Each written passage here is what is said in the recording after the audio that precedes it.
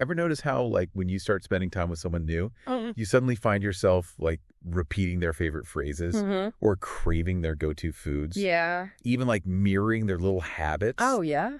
It's like good taste or maybe bad jokes or contagious. Right. And guess what? You're not imagining it. We're diving deep into the science of social influence today, exploring how the people around us, both online and offline, shape our habits, behaviors in ways we might not even realize. And the really interesting thing is, this isn't just some anecdotal observation. Like, we're actually wired to mirror each other. And there's a fascinating area of neuroscience that backs this up. Okay, so let's unpack this whole like wired to mirror concept. You provided some amazing sources packed with research on habit formation, and they highlight how repeating an action strengthens specific neural pathways in our brains. Right. This makes it easier to repeat those actions again and again. The surprising part, this doesn't just apply to actions we perform ourselves. It also applies to actions we observe in others. Exactly, and this is where things get really interesting. We have these neurons in our brains called mirror neurons, and studies show they fire not only when we do something, but also when we watch someone else do it. It's like our brain is running a simulation, practicing the action, even if we're completely unaware. This has huge implications for how we unconsciously adopt habits from the people around us. So it's not just about, like, me biting my nails because I'm nervous. It's also about me being more likely to bite my nails if I spend time with someone else who's a nail biter. Precisely. Think of it this way. Why is it that you're more likely to yawn when you see someone else yawn? It's contagious. It's not because you suddenly need more oxygen. Right. It's those mirror neurons firing, creating a sort of empathy loop that makes us prone to mimicking even the smallest actions. Yeah. And this doesn't stop with just yawning. This mimicry extends to a whole range of behaviors, from body language and speech patterns to, as you mentioned, even things like food preferences. It's almost a little creepy when you think about it. Like, how much of what I think is me is actually just picked up from the people I've been surrounded by my whole life? It's a fascinating question, and it highlights the power of our social environment. And this is where that idea of you're the average of the 5 people you spend the most time with comes into play. Oh, yeah, I've heard that. It's not just about picking up quirky mannerisms or tastes.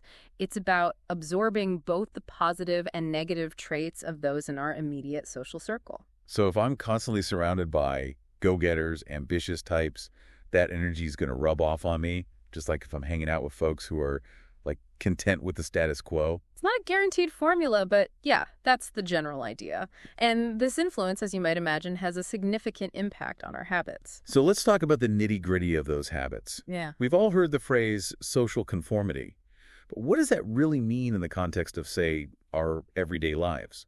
It means we have this deep-seated need to belong, to fit in with our tribe.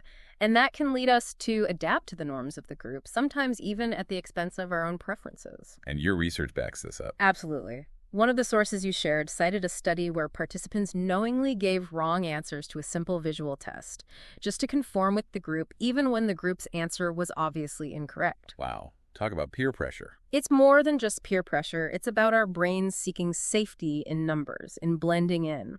This desire for social harmony, while natural, can lead us to adopt habits or mindsets we might not fully embrace if we were making decisions solely on our own.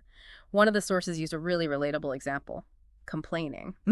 Yes. We might find ourselves complaining about something, even if we don't entirely agree, just to chime in with the group and be in sync. Oh, 100%. Yeah. Okay, so that makes total sense. We're wired to mirror each other, and this can lead to both positive and negative habits rubbing off on us. But how subtle are we talking? What are some examples of these, like, negative rub-offs that we might not even notice happening? That's the thing. It can be quite insidious. We might think, oh, it's just how my friend is, not realizing how their negativity might be subtly influencing our own outlook. Okay, before we go down that rabbit hole, how about we pause here and pick up with the not-so-fun stuff in part 2 of this deep dive. So in part 1, we talked about how our brains are wired for mimicry, thanks to those mirror neurons, Right. and how social conformity can lead us to adopt the habits, good or bad, of those around us. Yeah. But let's get specific. Okay. How can we recognize when this subtle social influence might be leading us down a less than ideal path? That's the million-dollar question, isn't it? Because as we've established, it's often the subtle, almost insidious shifts that have the most significant impact. Yeah. And you're right, it's time to dive into the nitty-gritty of those less than desirable habits. I'm ready when you are. Let's talk about those, like, negative rub-offs, as I like to call them. Hey. So what are we working with here? Well, one of the most common examples, and one that your sources highlight, is procrastination. Yes. Everybody knows that person. Right. We all know that person who's perpetually behind, always putting things off until the last minute. Yeah. And while their procrastination might seem harmless on the surface, spending too much time in their presence can subtly shift our own behavior. Oh, tell me about it. I had a friend in college who was the king of procrastination.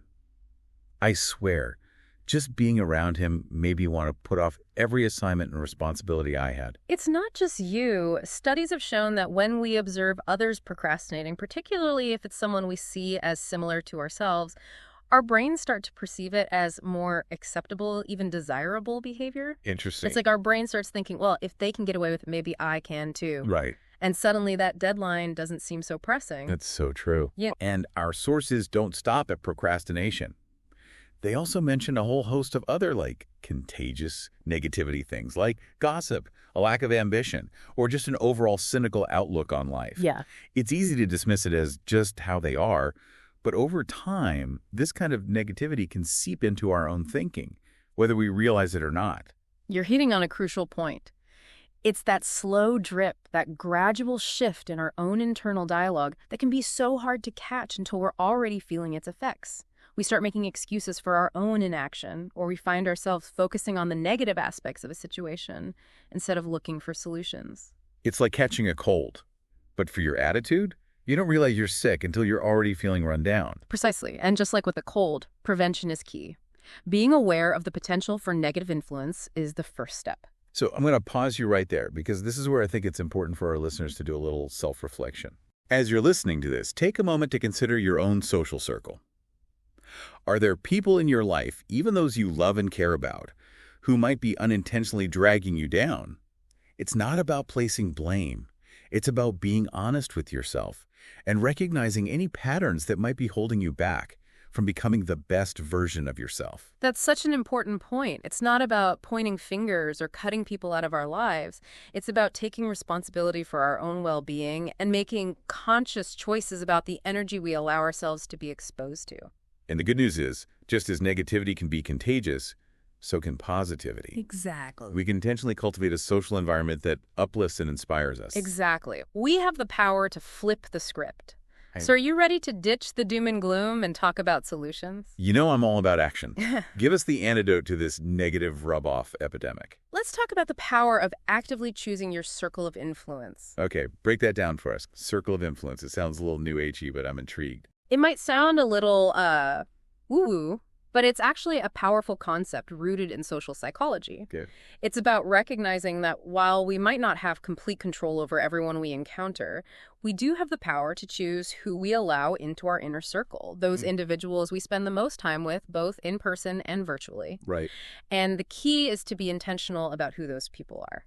So it's not about ditching every friend who has a bad day or complains every now and then. Not at all. It's about recognizing who consistently brings you down versus who lifts you up. Huh? Do you leave interactions with this person feeling drained or energized, inspired or deflated? It's about choosing quality over quantity when it comes to our relationships. You got it. Our sources emphasize the importance of surrounding ourselves with individuals who inspire us, those who challenge us to be our best selves, and who embody the qualities we aspire to cultivate in our own lives. This really resonates with me. It's so easy to fall into the trap of thinking we need a huge social media following or tons of friends to feel fulfilled. But sometimes it's those few, deep, meaningful connections that make all the difference. Absolutely. It's about having people in your corner who celebrate your wins, support you through challenges, and inspire you to become the best version of yourself. And I love how our sources pointed out that this doesn't always have to be someone we know personally. We can seek out virtual mentors, follow inspiring figures online, even just make a point of engaging with positive content that aligns with our goals and values. Exactly. Think about those people you admire. Maybe they have incredible discipline, a contagious positive mindset, or have achieved something you aspire to. Right. Even if you can't be their best friend or call them up for advice, surrounding yourself with their content, their stories, even just their energy can have a positive impact on your own outlook. It's like surrounding yourself with a team of virtual cheerleaders. even if it's just through a screen. Their energy, their example, it all feeds into that mirror neuron system we talked about. By observing their habits and mindsets, our brains are essentially rehearsing those same behaviors and attitudes, making them more likely to take root in our own lives. Now you're getting it. It's about actively curating your social diet, so to speak. Just as we're becoming more mindful of what we put into our bodies with the food we eat, we can also be more conscious of what we feed our minds with the company we keep both online and offline. I love that analogy. Okay, so we've talked about the power of our social circles, how negativity can rub off on us, and how to be more intentional about curating a positive social circle. But how do we take this from theory to practice? What are some tangible steps we can take to start cultivating a more positive and supportive social environment? I'm ready for those action steps. Let's dive into that right after a quick break. Stay with us for part 3 of this deep dive, where we'll explore practical strategies for surrounding yourself with the good stuff and maximizing your potential for positive growth. Okay, so we've covered a lot of ground here. We've talked about how our brains are wired to mirror the people around us, how negativity can be surprisingly contagious, and how to be more intentional about curating a positive social circle. But now, let's get down to brass tacks. How do we actually put all of this into practice? I'm ready for those action steps. It's all about taking that awareness we've been discussing and translating it into concrete actions. Remember, you are not powerless in this equation. You have the ability to shape your social environment and, by extension, your own habits and behaviors. I love that, taking back control. So where do we start? Well, one of your sources offered a fantastic piece of advice. If you want to surround yourself with disciplined, motivated individuals, be disciplined and motivated yourself. It's like that saying, you become who you hang out with, but flipped on its head. Like, we need to become the kind of person we want to attract. Exactly. Instead of just, wishing for a circle of high achievers, we need to embody those qualities ourselves. I like it. What else? Another powerful strategy, and one we touched on earlier, is to focus on quality over quantity. You don't need a massive social circle to thrive. Just a few really solid, positive influences. So true. Sometimes it feels like there's this pressure to have a million friends and a zillion followers, but at the end of the day, it's those few, deep, meaningful connections that truly nourish us and help us grow. Absolutely. Think about the people you spend the most time with right now. Do they inspire you? Do they challenge you to be your best? Do you feel energized and uplifted after interacting with them? If not, it might be time to reevaluate those relationships and consider how you can prioritize connections that truly align with your values and aspirations. And I think it's important to remember that this isn't about cutting people out of our lives completely unless that's truly necessary for our well-being. Sometimes it's about setting healthy boundaries, having open and honest conversations, or simply adjusting the dynamic of the relationship. You're spot on. It's about recognizing that not every relationship has to look the same. We can have friends who are great for a laugh, but might not be the best influence on our productivity, and that's okay.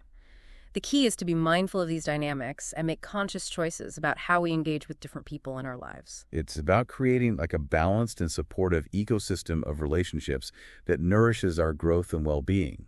I love that analogy. So as we wrap up this deep dive, what's one final piece of advice you would offer to our listeners who are eager to cultivate a more positive and supportive social environment? Be proactive. Don't wait for those inspiring, uplifting individuals to magically appear in your life. Seek them out. Join groups or online communities that align with your interests. Attend events or workshops where you're likely to meet like-minded people. And don't underestimate the power of even small interactions. A quick conversation with someone who embodies the qualities you admire can spark a ripple effect in your own life. It's about taking ownership of our social circles, recognizing that we have the power to shape them just as much as they shape us. It's a powerful reminder that we are not simply products of our environment. We are active agents in creating the lives we want to live. Exactly. It's about recognizing that our social circles are not fixed entities, but rather dynamic networks that we can actively cultivate and nurture for our own growth and well-being. This has been such an insightful conversation.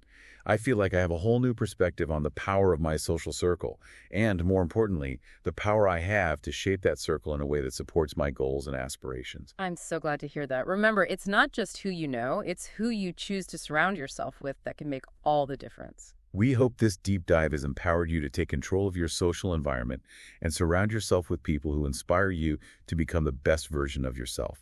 Thanks for joining us on this journey of discovery.